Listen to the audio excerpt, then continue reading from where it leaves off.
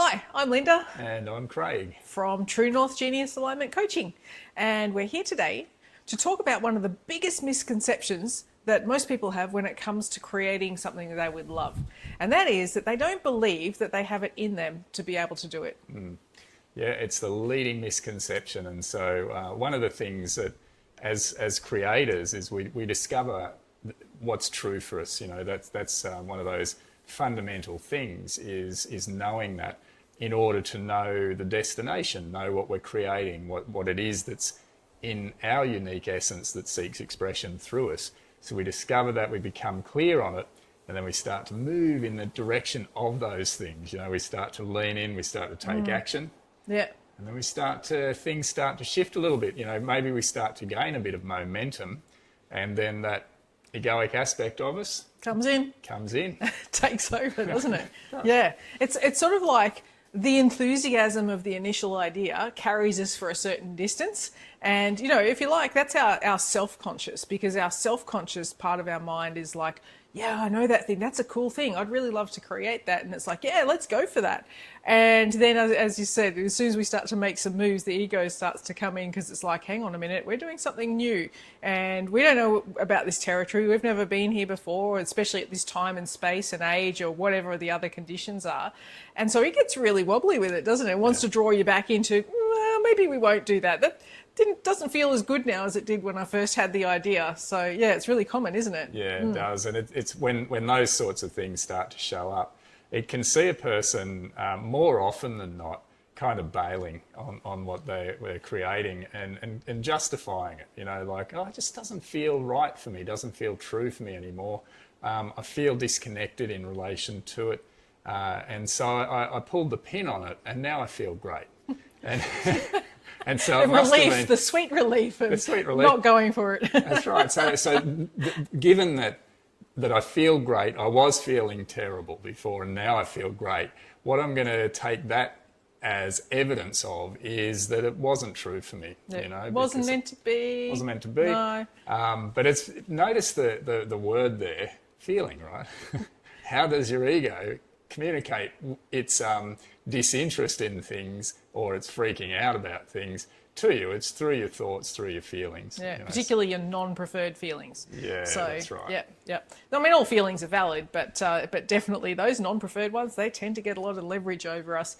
And biologically, that makes sense, because, you know, we really needed to ensure we weren't going to be in a place of danger. So back in the day when we were roaming the earth as cave people, or, you know, even, you know, village dwellers or whatever, there's always something dangerous to be aware of. So we would keep our wits about us and be assured of, you know, what's going wrong here. And that seems to be our primary mode of awareness when we're not aware that there's another option available. And so we are, you know, we're prone to referencing that, aren't we? Yeah, sort of wired for it, if you will. But thankfully, we're not subject. Well, we're subject to it, but we don't have to be governed by it. You know, and that's the thing. As humans, we do have free will, but until we know about these things, we really don't have much of a choice. We are sort of governed by our thoughts and feelings. We're quite addicted to making our decisions based on our feelings, and really, as a result of that, when our feelings run the show, our ego runs the show, and so we end up creating a life that's more reflective or more of a representation of our egoic agenda and our survival mode than it is of our true possibility in life. That's where it takes us, isn't it? And of course, through our process of doing that, we just build more references of how that's how it is. Like, that's how life is, that's how the world is, that's how I have to be around others. This is the expectation on me. These are the obligations or responsibilities on me. And it's almost just becomes, oh, well, that's just it. And we resign ourselves really easily, in fact, over to those conditions and concepts. But we've forgotten that actually anything is available to us, really. And that sounds a bit pie in the sky and ridiculous, you know, and unrealistic to most people. But, you know, we'd love to encourage you to think a little differently about what's realistic. You know, is realistic really about being in this hamster wheel of life and just doing what you think you should be doing, you know, because for me, and maybe I'm just odd, but I'm sure there's a lot of people who feel a sense of there's more to life than this. You know, there's more fun to be had, and that I don't have to be subject to those conditions or concepts or things that, you know, as a society we've sort of bought into, including that we don't have it in us, that we don't have the ability to create what we love. And we put a lot of authority outside of ourselves, or we hope that something miraculous will happen, like a lotto win or, you know, an inheritance, or, you know, something that's well outside of our control, our creation, and hopefully it'll rescue us into our dream life. Yeah. It sees us buying into the idea that we, you know, we've got clarity around that thing that we love. We have a vision, and like Linda said, it's like our self-conscious mind's up for it. It's like, man, yeah, I love that, right? Our unconscious mind, it's another story. But once we start to buy into our own stories, which are stories essentially reflective of our wounds of the past, but they're coming up in relation to us creating something new, stepping into the unknown, that sort of thing, then we start to get a sense of that we don't have authority in what we're creating. You know, we have no authority here. We have no credibility here. Who am I to? You know, what would I know about this? And when those sorts of questions start to present themselves, which they often do, in that mist of, or the cloud of self-doubt, we can really feel like that's very true. Like that's very reliable, and really, I'd be, you know, have my head in the clouds to believe anything other than that, because I really don't know. You know, I don't have any credibility, any authority here. If I'm proposing to write a book, and I've never written a book, if I'm proposing to become an educator on a subject that I'm really connected with and is really, you know, true for me, what would I know? You know, until I've learnt for the next 30 years about this subject, I've got nothing.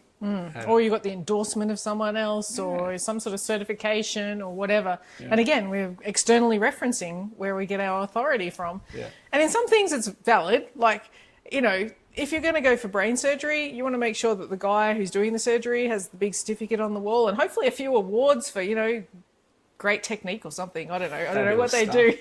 You know, the brain surgeon of the year or something like that. That'd be awesome. But for a lot of things, we are trying to put some barrier in the way that actually doesn't exist. And so it's good to know that. And if it's true for you to go and become a brain surgeon, then yeah, hey, you're going to have to go and put in the study and, you know, and strive to become the person who's really good at that. But in things like, for example, writing a book, creating a house, traveling, all these things, there's no authority there. All you need to do is know what it is that is your end result, and hold that for yourself as you step forward, just being the person who endorses yourself as the authority, internally referenced. And you'll notice that when you do that, there's a whole different resonance to how that thing feels, how you relate to that thing. When you're in your ego, it'll feel impossible. It'll feel like it's just not for you, or, you know, no one in your family has ever done that before, and it's just, you know, it's not what our family does, or, you know, my friends will think something of me, or whatever. Those things are then getting the power, then you're not in resonance with the thing that's calling your heart forward. But once you are in the vibe of, actually, you know what? This thing I was enthusiastic about at the start, it's still true for me. And I still connect with that, and I can feel it. And when you do, that's a great signpost that you are on the path, and that you can hold yourself to that end result. And you don't need any authority other than one you give yourself, which is super cool. Yeah, and like you say, other than the one you give yourself. Because you look at it, when you consider that the truth of the matter here is that anything that's true for you, it's a creation that's seeking to be expressed and experienced through you. You have that unique essence, and unique meaning you have things within you that seek expression through you that are going to be different from one person to the next, and not necessarily different in that person could be writing a book. You're proposing to write a book, but it's unique to you. It's a unique expression to you as it is unique to them. So there's immediate authority that you have in relation to that expression, that creation, book or anything else, that needs to come through you to be its fully expressed experience or creation cannot come through anybody else. So there's literally no comparison between you and your creations and somebody else and theirs. And therefore, you are the authority on all of your creations right now, before they've been created. And so what's really important is for you to make that true assumption and embrace your authority on everything that you're creating before you even get started. Like it's a really powerful orientation to hold before you get started, because then as you go, that authority also shines through. Like other people pick up on that, other people are drawn to you because of that. But if you wait to receive your authority from somebody else's assessment of you or perception of you or whatever, then you'll be waiting forever, because you'll never feel that it's enough to make you feel like you have that authority, because you're seeking it externally. It's only once you give it to yourself, then you have it. And then you can, the beauty of you having your own authority is that you can have the true impact in the world in the ways that you're seeking to have, whether it's through a book or any other creation that you're creating. So it's really important to get that early in the piece, get it up front and embrace it, and don't question it. Absolutely. You know, we've both stepped into areas that were not familiar to us originally. So my art, for example, and, you know, it took a long time to be comfortable with what was going on, but orientating to it as, one, it's my truth, and two, that I'm the only authority in the creation of that. And I'm sure you had similar with your book writing and that sort of thing as well. No one else is going to write your book for you. Just can't happen. Well, you can get a ghostwriter, and I could probably get someone to create some art that I could put my name on, I guess, but it is not a creation. You know, a true creation is something that has come through you, and that authority is all on you, baby, all on you. It is, which is beautiful, because it's empowering. When I first heard that, I really, it sort of made me, I did a double take, because I'm sort of like, hold on a minute, hold on, how does that work? Surely I've got to get that from some, something I've achieved, some achievement, some recognition or whatever from somebody else. Because I didn't even know that that's what I was assuming to be true, but I was. But once I was shown that, no, this has actually got to come from you, and you need to give it to yourself sooner rather than later, and then get on with it. It was liberating. It was like, so none of this waiting till X, Y, Z happens. I can do that. I can see that this is really, truly very unique to me, and nobody else can do this. So let's get on with it.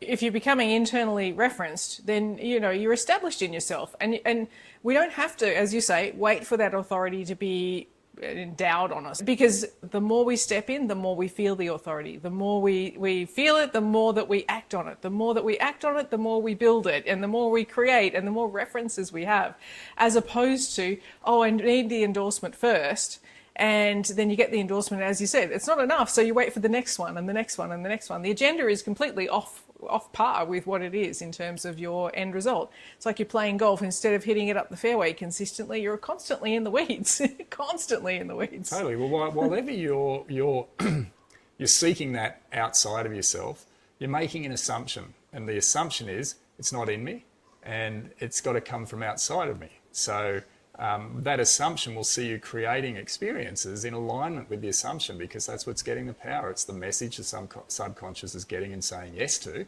And you find yourself having these experiences where you're feeling like an absolute fraud in your life, sort of thing. It's like, so I just need to get this credibility from someone and then I'm good to go. And it's just like, no.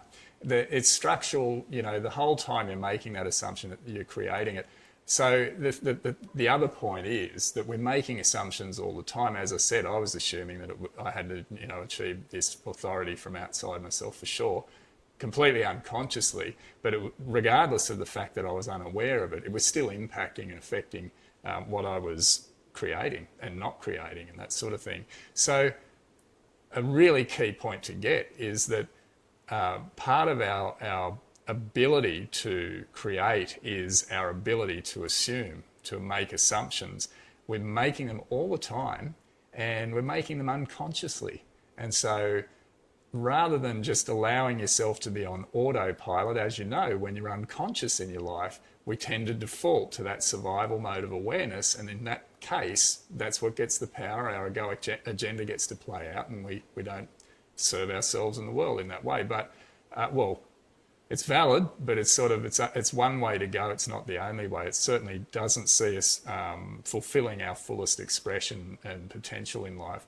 But then we also have the ability to consciously assume things. And so these things, like I am the authority in all of my creations, is a very true assumption, and it's a very powerful one to make, and you make it consciously, you know. So assumptions is something that's really key to be aware of too when it comes to your creating. Yeah, and also assuming that what you're creating is coming through from a higher state, so that that is something that, as your authority over that, you would love to stand by it and claim it and talk about it and put it out there in the world with confidence. And not that we're waiting for confidence to be a condition, but it's just in you because you've embodied that.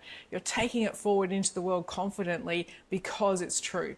So yeah, that the authority piece is really big, and it does lead you into a higher state over that misconception of it's not in me.